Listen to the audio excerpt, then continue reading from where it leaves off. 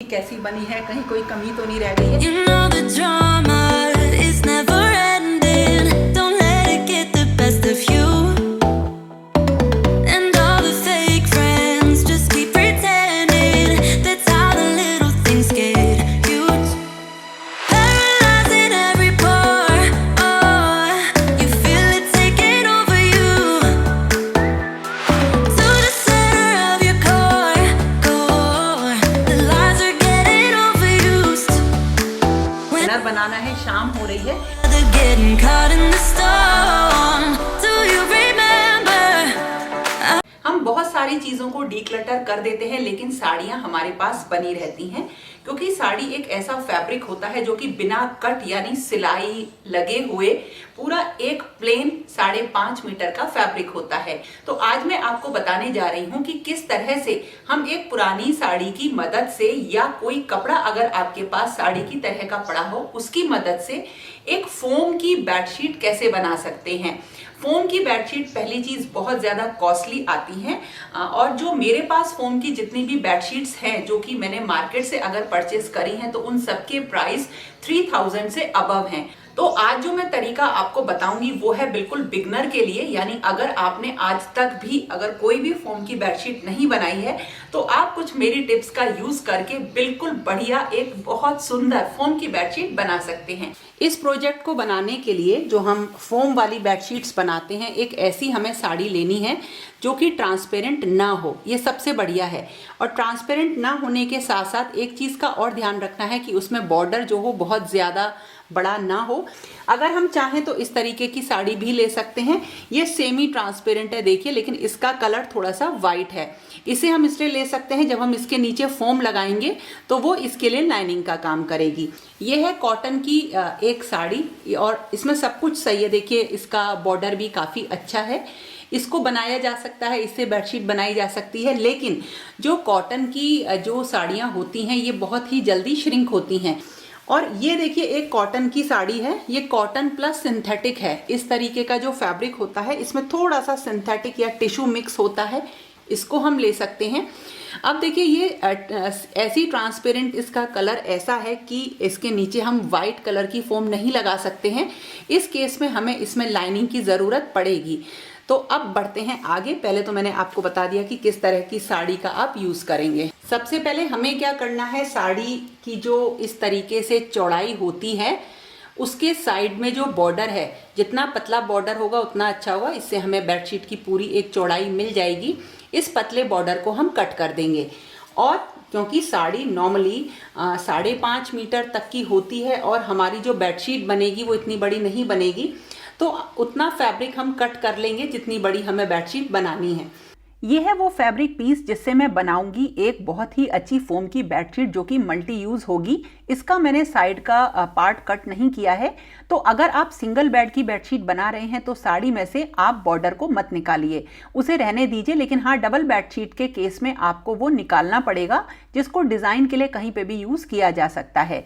ये फैब्रिक मैं साड़ी के लिए ही लेकर आई थी, मतलब इससे साड़ियाँ बनती हैं, जैसा कि मैंने आपको पुराने वीडियोज़ में बताया है। और अगर आपके पास कोई पुरानी दूसरी साड़ी हो तो उसको लाइनिंग के लिए यूज़ कर सकते हैं, या मैं लेकर आई हूँ ये फैब्रिक जिसको कि मैं लाइनिंग के लिए यूज़ करूँगी। और तीसरी चीज़ हमें चाहिए फोम शीट। फोम शीट अलग अलग साइजेस की और अलग अलग विड्थ यानी चौड़ाई की आती हैं। ये जो मेरे पास है ये 5 mm की है। आप 5 mm या 6 mm की फोम की शीट ले सकते हैं, बहुत आसानी से मार्केट में मिल जाती है। और चाहे ये कितनी बड़ी या छोटी हो उससे कोई भी फर्क नहीं पड़ता है, क्योंकि मैं आपको बहुत ही बढ़िया ट्रिक बताऊंगी जिस ट्रिक की मदद से आप किसी भी तरीके के टुकड़े को, फोम के टुकड़े को बेडशीट में इस्तेमाल कर सकते हैं। सबसे पहले जो लाइनिंग की साड़ी का पीस हम कट करेंगे उतना बड़ा कट करेंगे जितना बड़ा हमें बनाना है। बेसिकली जो हमने साड़ी काटी है जितनी बड़ी हमें बेडशीट बनानी है। और इसके बाद इसको उल्टे साइड के ऊपर हम रखेंगे फोम। ये फोम के अगर आपके पास टुकड़े हैं तो आप टुकड़ों को अरेंज करिए। ये पूरा हमें भरना है, मतलब पूरे को कवर करना है हमें अपनी लाइनिंग वाले पार्ट को। आप किसी भी तरीके से आप रख रख सकते हैं, छोटे टुकड़े, बड़े टुकड़े, किसी भी शेप में रख सकते हैं, कोई भी दिक्कत नहीं आएगी। जैसे देखिए मैंने एक ये बड़ा टुकड़ा रख दिया है और इसके साइड में मैं छोटे टुकड़े रख दूंगी। जैसा मैंने बताया आप इसे सीधा रख लीजिए, लंबाई में रख लीजिए, ये बिल्कुल आपके ऊपर डिपेंड करता है। बस कोशिश करिए कि आपकी जो फोम की शीट हो उसका जो वेस्टेज हो वो कम से कम हो। तो मैंने तो क्या किया, एक पूरा पीस रख लिया है और बाकी की जगह जो थी उसके लिए फोम की शीट को कट करके मैं बाकी चीज़ों जगह को जो है मैं भर दूंगी। अब इसमें एक चीज़ और ध्यान देनी है, जब हम फोम की शीट रखेंगे तो हमें यह देखना है कि एक के ऊपर एक वो रखें, यानी जहाँ पे भी जोड़ आएगा वहाँ पे हमें थोड़ा सा फोकस करना है। जैसे मेरे इसमें कई जगह जोड़ आए हैं तो देखिए जोड़ पे जो मैं रख रही हूँ फोम की शीट वो नीचे वाली के ऊपर दूसरी वाली रखूंगी। देखिए कुछ इस तरह से नीचे वाली ये बड़ी है और ऊपर वाली इस तरह से कवर करके आ रही है। और अब हमें जो है इसी को हम क्या करेंगे, जोड़ेंगे। तो मैंने आपसे कहा जितने भी टुकड़ों में आए कोई भी बात नहीं है, क्योंकि मैं यूज़ करूँगी एक बहुत ही बढ़िया चीज़ और वो है फेवी बॉन्ड। ये जो है 10 रुपीज़ की ट्यूब आती है, इससे आप फैब्रिक को पेस्ट कर सकते हैं। मतलब बहुत ही अच्छा ये एक ग्लू है। इसी की मदद से जहाँ कहीं भी जोड़ था ना फोम की शीट में उसको हम पेस्ट कर लेंगे, यानी कि चिपका लेंगे। बिल्कुल बढ़िया तरह से चिपक जाएगा, खिसकेगा नहीं अपनी जगह से और फोम के जितने भी टुकड़े होंगे वो बिल्कुल भी अपनी जगह से नहीं हिलेंगे। नीट एंड क्लीन लुक आएगा। तो अगर आप बड़ी चीज़ भी बना रहे हैं ना, बड़ी बेडशीट भी, तो भी आप इसी तरीके से लगाइए। 10 मिनट को सूखने के लिए छोड़ दीजिए, फिर हम इसके ऊपर रखेंगे अपना मेन पार्ट। अब जो आपकी मेन साड़ी वाला पार्ट है उसको इसके ऊपर रखेंगे।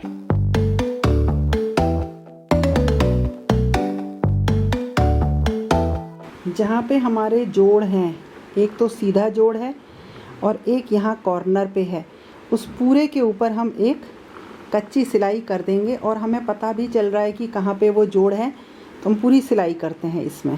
कच्ची सिलाई हम इसलिए देते हैं ताकि जब हम मशीन चलाना स्टार्ट करेंगे तो हम यहीं से अपना पैटर्न बनाना स्टार्ट करेंगे।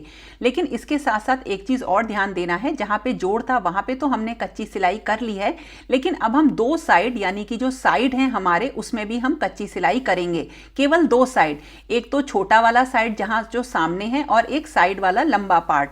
पूरे पे हमें कच्ची सिलाई नहीं करनी है, ये ध्यान दीजिएगा। देखिए मैंने इस तरह से 2 साइड में सिलाई कर ली है, एक छोटे वाले साइड की तरफ और एक बड़े वाले साइड की तरफ। अब हम क्या करेंगे, सिलाई करेंगे, इसमें मशीन चलाएंगे और बहुत ही आराम से मशीन की सिलाई इसमें हो जाती है। जैसे इस वक्त 3 लेयर हो चुकी हैं, लेकिन तीनों लेयर पे अच्छी तरीके से स्टिचिंग हो जाएगी, कोई भी दिक्कत नहीं आएगी। और अब बढ़ते हैं आगे।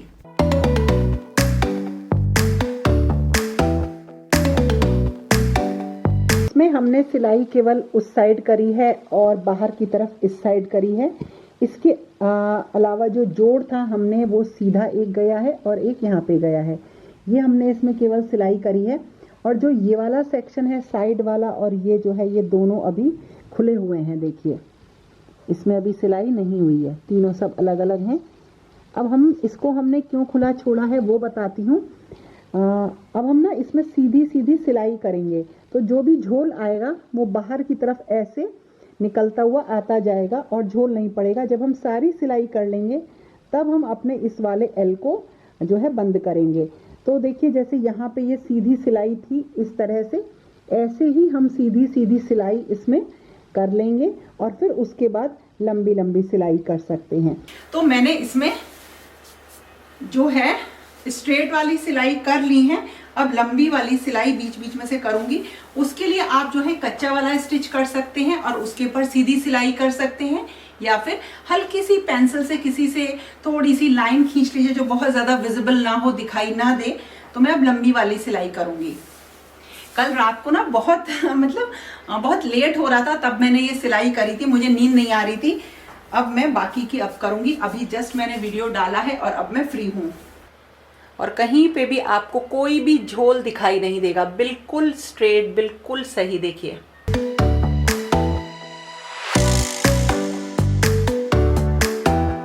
हम जब भी सिलाई करेंगे बस एक चीज़ का ध्यान देना है, सिलाई शुरू करेंगे बंद वाले पार्ट से और खुले वाले पार्ट पर लेकर आएंगे। जैसे चाहे सीधी सिलाई करेंगे तो भी बंद पार्ट से शुरू करेंगे और वो हमेशा एक तरफ से शुरू करेंगे जो बंद है और खुले वाले पार्ट की तरफ लेकर आएंगे।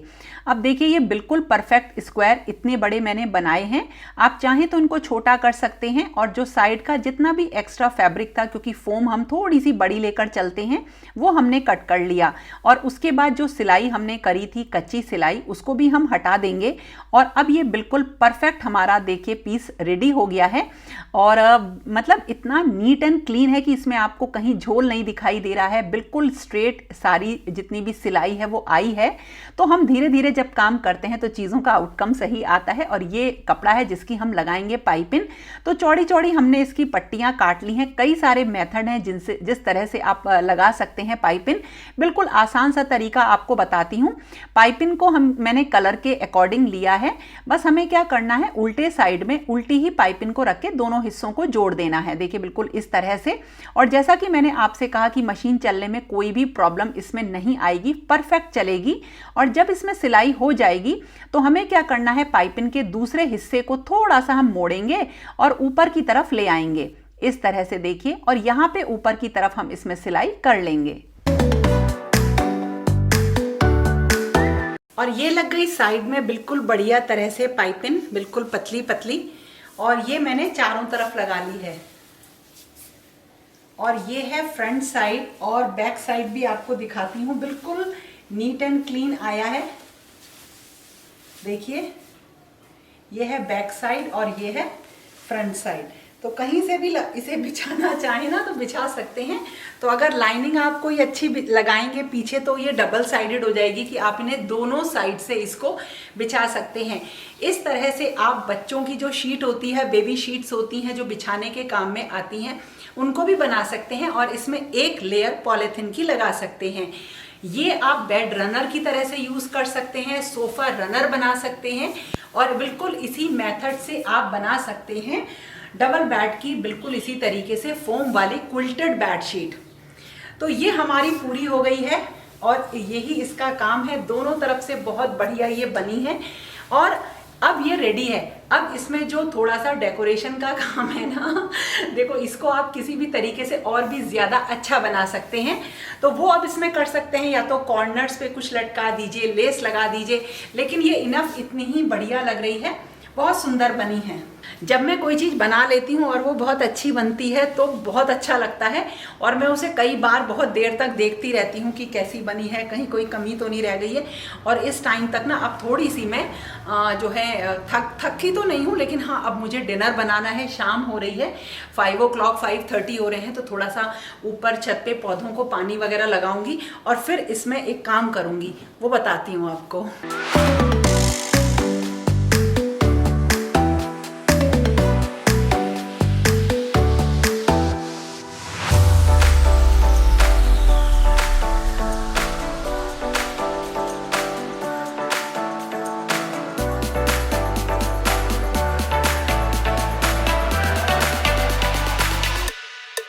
ये मैंने कुछ टैसल्स बनाए हैं अलग अलग कलर के, बहुत ढेर सारे हैं ये। इनको थोड़ा सा अभी फिनिशिंग करनी है, इनकी नीचे से कट करना है। यहाँ फैन चल रहा है ना तो उड़ेगा जो इसका कूड़ा होगा, तो मैं इनको बिल्कुल अच्छे से फिनिशिंग इनकी दे के ना, देखो बहुत सारे अलग अलग कलर के बनाए, देख जो भी मेरे पास अवेलेबल थी उसी के अकॉर्डिंग मैंने बना ली हैं और इन्हें लगाऊंगी अब रात में बैठ के। और देखो कितने ढेर सारे हैं।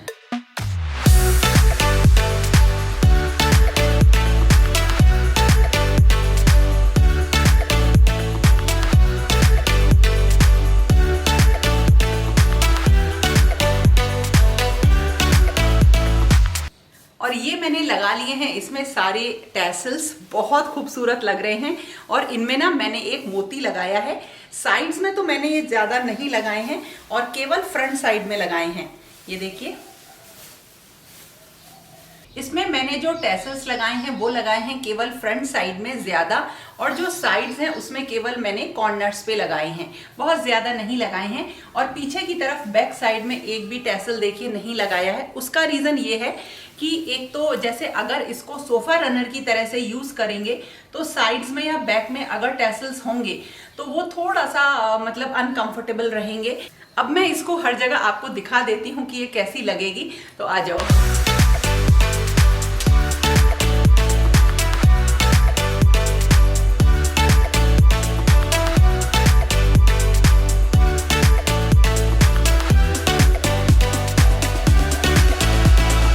दोस्तों ये था आज का एक फोम बेडशीट का मेहनत वाला वीडियो। आप भी जरूर ट्राई करिए क्योंकि इसे बनाना बहुत आसान है। जो मेरी टिप्स हैं उनको अगर आप ध्यान में रखेंगे तो ये बिल्कुल परफेक्ट बनेगी और इसमें कोई भी झोल नहीं आएगा। बिल्कुल ऐसा लगेगा जैसे कि हमने इसको मार्केट से परचेस किया है। अपने डिजाइन के अकॉर्डिंग आप इसमें लेस वगैरह लगा सकते हैं, किसी भी तरीके से इसे और भी ज्यादा सुंदर बना सकते हैं।